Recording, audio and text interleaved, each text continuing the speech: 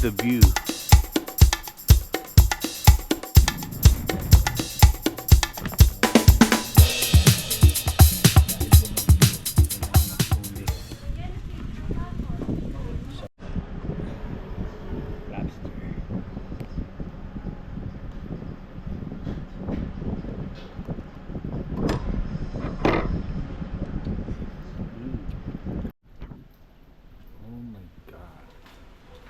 I'm supposed to go to the Batanes of the East. Look at the weather.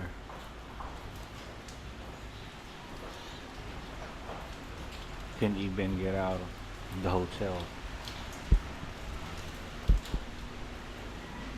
So I think we're gonna stay here until the rain stops.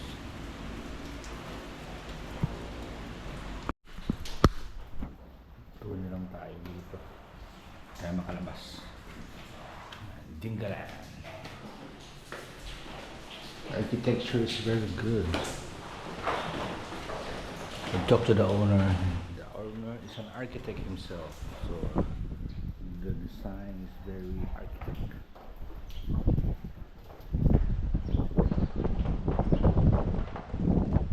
The weather is really not good.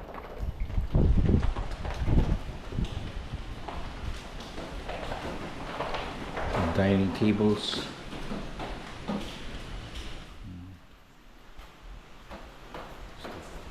Bucket. There's the pool, but you can't swim. It's not very clean.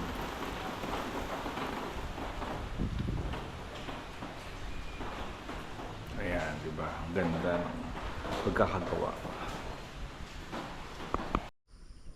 Good morning. So after one day na stranded tayo sa ating hotel dahil dumaan ng bagyong Enteng dito mismo sa Aurora. Hindi tayo nakalabas kahapon, doon na tayo na stranded. Ngayon may pupuntahan tayo, grotto. Ito yung kapalit nung Batanes of the East, kasi hindi na tayo makapunta doon dahil kailangan pang lumayag ng barko ay ng bangka papunta doon sa gilid ng bundok. So tignan muna natin. So dito sa grotto may akit tayo. Ito yung view natin. Doon banda yung Batanes of the East, yan. Doon banda. Eh ngayon nag DIY na lang tayo. Tinuro sa atin ng may-ari ng hotel yung counterpart ng Batanes of the East, which is yung grotto. So yan ang view. Titignan natin mamaya pagpakit na tayo.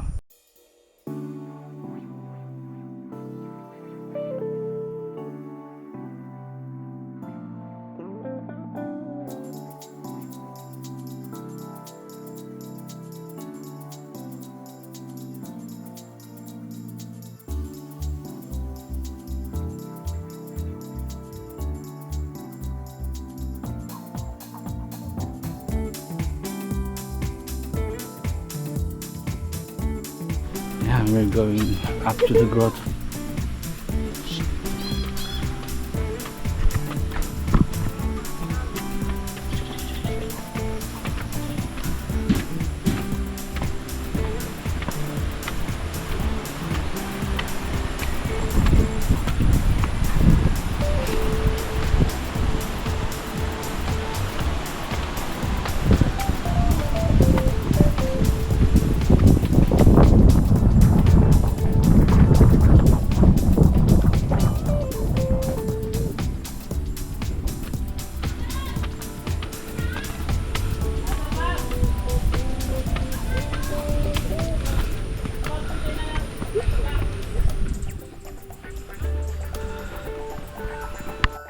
This is the grotto. This is the view from the grotto.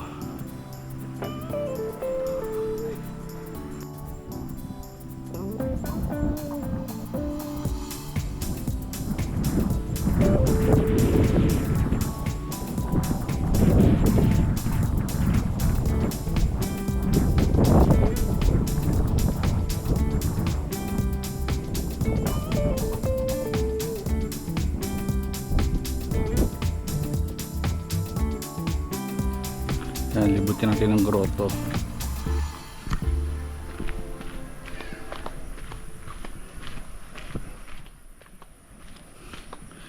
Yan, yun yung view sa baba. Mas maganda sa taas.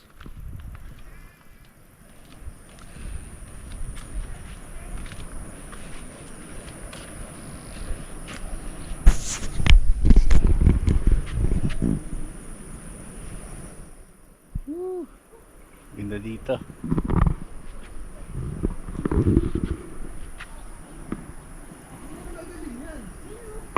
Ito yung grotto nila dito.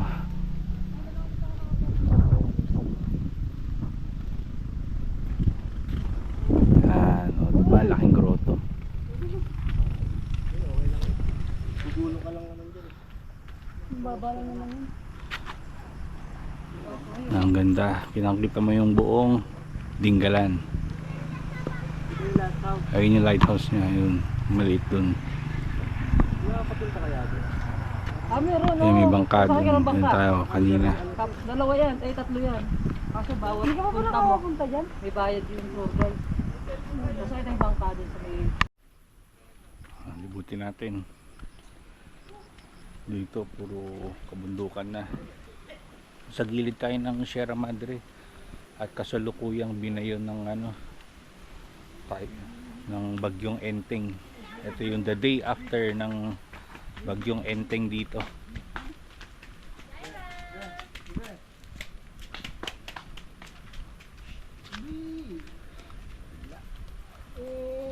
So far okay naman.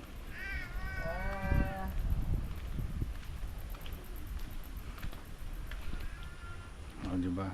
Sarit-saring view. Hindi ka maubusin ng view dito. Ganda.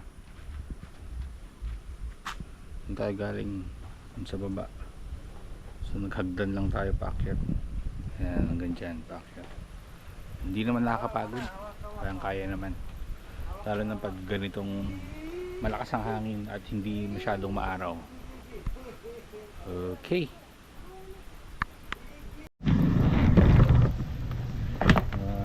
Small lobster dahil bumagyo. Yan ang nakhuli. Some crabs, squid.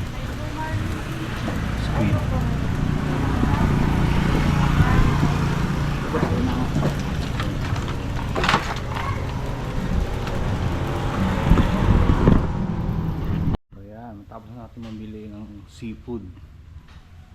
Papaluto tayo dito. Ayan, diba? Here, I am the only customer.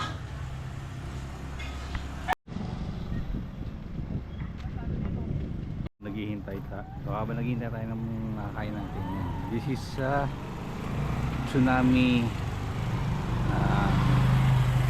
Pag nag-ring yan, kailangan pumunta ka sa higher grounds. Dahil ito ay tabing dagat. So tsunami hazard zone tong Dingalan.